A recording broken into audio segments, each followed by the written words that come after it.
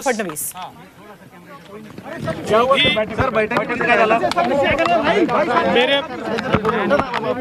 मेरे पास जो भी एविडेंस थे उसको मैंने सील्ड एनवलप में सारी की सारी चीजें होम सेक्रेटरी साहब को सौंपी है। जो जानकारी मेरे पास थी उस जानकारी की पूरी ब्रीफिंग होनी चाहिए। होम सेक्रेटरी साहब ने मुझे कहा कि ये सारी चीजें वो उसको देखेंगे और उसके ऊपर सरकार ये एप्रोप्रिएट एक्शन लेगा, इस प्रकार से उन्होंने मुझे कहा है। मैं इतना ही मानता हूं कि ये जो सारा मसला है, इस मसले में इस रिपोर्ट को 25 अगस्त 2020 से लेकर अभी तक क्यों दबा कर रखा गया, उसके ऊपर क्यों कार्रवाई नहीं हुई। इतने गंभीर उसमें कन्वर्सेशंस थे, तो ऐसे कन्वर्सेशन करने वालों पर, उनसे कांटेक्ट करने वालों पर सरकार ने कार्रवाई क्यों नहीं की। और सबसे महत्व की बात, तत्कालीन डीजीपी इन्होंने स्पष्ट रूप से रिकमेंडेशन दिया था कि सीआईडी से इसकी जांच की जानी चाहिए। वो सीआईडी से जांच भी क्यों रोकी गई, ये सवाल इसमें उठता है। किसको बचाना सरकार चाहती थी, किसको एक्सपोज होने से सरकार नहीं बचा रही थी, किसको एक्सपोज होने से सरकार बचा रही थी, ये सवाल इसमें तैयार होते हैं। और इसलिए ये सारी चीजें मैंने दी है और मेरा विश्वास है कि सरकार की ओर से इसके ऊपर उचित कार्रवाई होगी।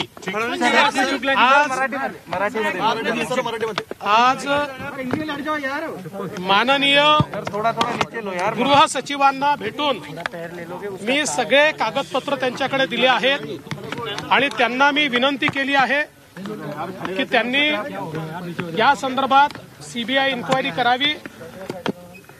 माननीय गृह सचिवांनी सांगितलंय की कागदपत्राची ते पडताळणी करतील आणि सरकार त्यावर जी काही योग्य कारवाई आहे, उचित कारवाई आहे, ती कारवाई सरकार करेल। खरं म्हणजे माझं स्पष्ट मत आहे, 25 ऑगस्ट पासून हा सगळा रिपोर्ट सरकारकडे असताना आणि तत्कालीन डीजीपींनी स्पष्टपणे रिकमेंड केलेलं असताना की याची सीआयडी इन्क्वायरी करा, त्याच्यावर कुठलीच कारवाई का झाली नाही।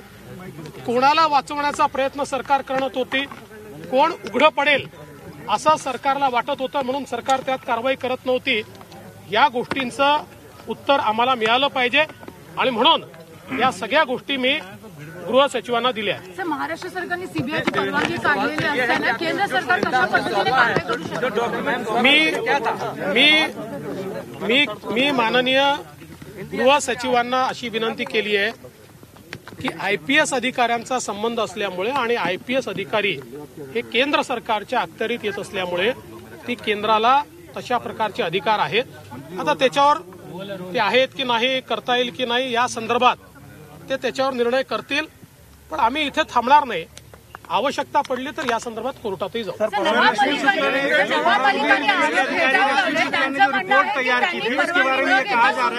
बीजेपी के कहने पे उन्होंने रिपोर्ट तैयार की थी। नवाब मलिक इन्होंने जो कहा है वो सरासर सिरे से झूठ है। पूरी फाइल अगर देखी जाए तो बकायदा एडिशनल चीफ सेक्रेटरी होम इनसे परमिशन लेकर ये सारा मामला जो है इंटरसेप्शन का किया गया है। उसके बाद रिपोर्ट बकायदा डीजीपी साहब ने एडिशनल चीफ सेक्रेटरी साहब को दी है और मेरी पुख्ता जानकारी है कि ये रिपोर्ट माननीय मुख्यमंत्री जी ने भी देखी है और कुछ इंटरसेप्शंस भी मुख्यमंत्री जी ने सुने हैं। आपको क्यों लगता है अब तक मुख्यमंत्री ने इस पर रिएक्ट नहीं किया? एक बार भी रिएक्ट नहीं किया मुख्यमंत्री ने। डॉक्यूमेंट जो आपने सौंपा उसमें क्या-क्या है बताइए। देखिए, सुबह मैंने प्रेस कॉन्फ्रेंस में स्पष्ट रूप से बताया उसमें क्या क्या है, और मैंने ये भी कहा कि मैं इसको पब्लिक डोमेन में इसलिए नहीं लाना चाहता कि ये बहुत सेंसिटिव है और इससे चूंकि हमारे पुलिस बल का मनोबल भी बहुत महत्वपूर्ण है और जो गलत काम करते हैं उनके साथ साथ कोई दूसरे लोग भी उसमें न पिसे और इसलिए इसकी ठीक से जांच हो और गलत काम करने वालों को सजा हो, इसके लिए मैंने ये सारा का सारा मामला दिया है। जो बात आपने कही वो सही है। अभी तक इसके ऊपर मुख्यमंत्री जी ने कोई रिएक्शन दी नहीं है। अपेक्षा यह है कि मुख्यमंत्री जी ने इसके ऊपर रिएक्शन देनी चाहिए, किंतु पवार साहब ने 2 बार प्रेस की पर मुख्यमंत्री जी इस पर कुछ बोलने को तैयार नहीं है।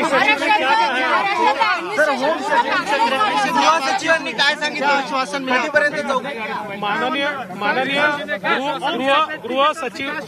गृह सचिवांनी या संपूर्ण जे काही मी दिलाय त्याची पडताळणी आम्ही करू आणि सरकारला सादर करू आणि या संदर्भातला उचित निर्णय हा सरकार करेल, अशा प्रकारे गृह सचिवांनी सांगितलं।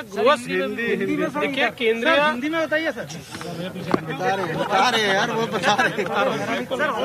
केंद्रीय गृह सचिव जी ने बहुत स्पष्ट शब्दों में कहा कि इसकी पड़ताल की जाएगी, सरकार को ये दिया जाएगा और इसके ऊपर जो भी एप्रोप्रिएट एक्शन है, उचित निर्णय है, वो सरकार करेगा। इस प्रकार का आश्वासन उन्होंने मुझे दिया।